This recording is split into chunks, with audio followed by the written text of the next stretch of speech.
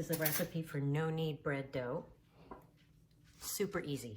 I'm going to start with, I'm making half the amount actually because it's just me and my husband, so we don't need a huge amount. So I'm going to put 1.5 teaspoons of yeast into very warm, a cup and a half of very warm water. And that I put in the microwave for about 45 seconds. You need it to be kind of hot, but not so that it burns you. So I'm just letting that yeast sit on top of the water while we measure out the flour. And we need 3¼ cups of flour. I have all-purpose here. Give it a quick stir and it's the scoop and swipe method, they call it. So you just pile it all up, swipe it, that's one. And this is just all-purpose flour. I've done it with bread flour, but it's not necessary. That's 2. Now I'm switching because I want some health in here. So I am gonna do a cup of whole wheat flour as well. And same thing, you just mix it up. I do leave my whole wheat flour in the refrigerator because unlike, that's my dog in the background. She's sneezing. Because unlike regular flour, it can go rancid pretty fast. So that, and then we need a 1/4 cup.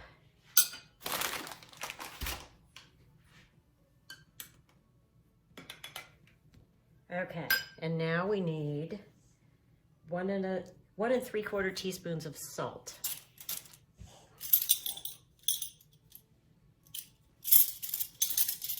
I prefer to mix that in with the flour because salt is yeast's enemy. It's what you put in for flavor, but it also inhibits the amount of rising that that yeast is capable of doing. So I just like to put it in with the flour. It gives the yeast a little more time to start growing. I'm just giving this a quick stir just to combine. And then the yeast is just starting to dissolve, but that's okay. You don't have to wait or anything. Pour it in. Make sure you scrape out all that good stuff.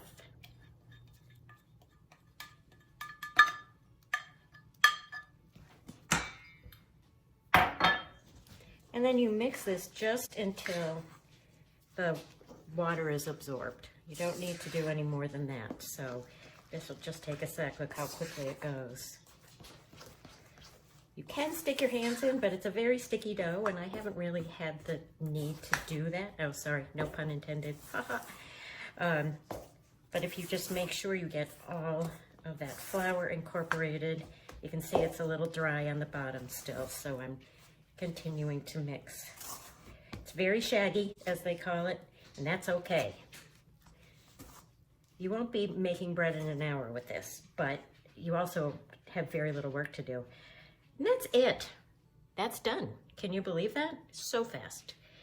Now, what we do is cover this loosely, let it sit on the counter for about 2 hours, and after 2 hours is up, you shove it in the fridge. That's it. So easy. All right, the dough is out of the fridge. Look at all that bubbly goodness. What we're gonna do is take some cornmeal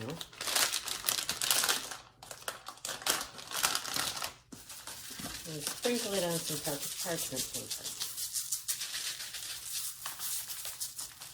That adds a great texture to the bottom of the dough, and it keeps the dough from sticking. Now I'm just gonna pull some of this in and take like a tangerine-sized piece. I don't even need that much because we're making rolls. And see, I'm just kind of tucking the edges under. Just keep tucking and tucking. I personally don't see the need for them to be perfect. That's pretty good. You can make as many as you want. I think I'll make 4. So I keep tucking underneath. Gets a slightly smoother top, basically. They will spread a little, so put a little space between them.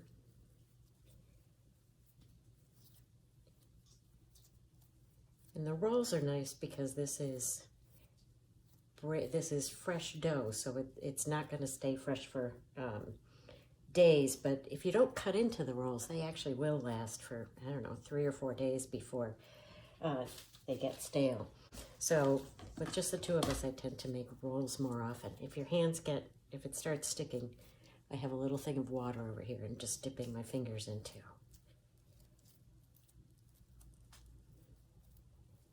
All right.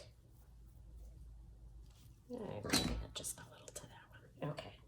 So we have 4 rolls. Now I'm just going to cover this back up. After that first day, you cover it a little more tightly, so I will press this down right on the surface. And this goes back in the fridge.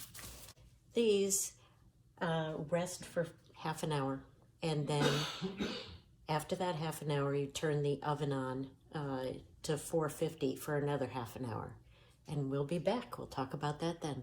I've let the rolls rise for the 30 minutes. I slashed the tops with a very sharp knife. It's not necessary, but it makes them rise a little better. And now we're going to go to the oven. I've slid my parchment right onto the very hot cookie sheet. Actually, it's a pizza sheet in this case. I'm going to close that. And here's another fun trick. I have some ice cubes in a cup. I'm going to toss them in and shut the door. Now we put the timer on.